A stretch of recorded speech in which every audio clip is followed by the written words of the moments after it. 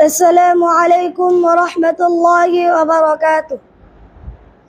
عن عمر بن الخطاب رضي الله عنه قال: قال رسول الله صلى الله عليه وسلم: لو أنكم تتوكلون على الله حق توكله لرزقكم كما يرزق الطير تغدو خماصا وتروه بطانا।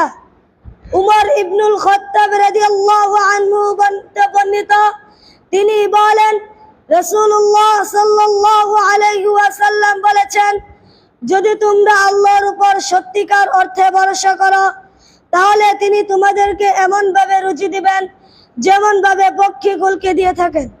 তারা সকালে ক্ষুধার্ত অবস্থায় বের হয় এবং সন্ধ্যায় ভরা পেটে বাসায় ফিরে। তিরমিজি হাদিস নং 2344। আসসালামু আলাইকুম ওয়া রাহমাতুল্লাহি ওয়া বারাকাতুহু।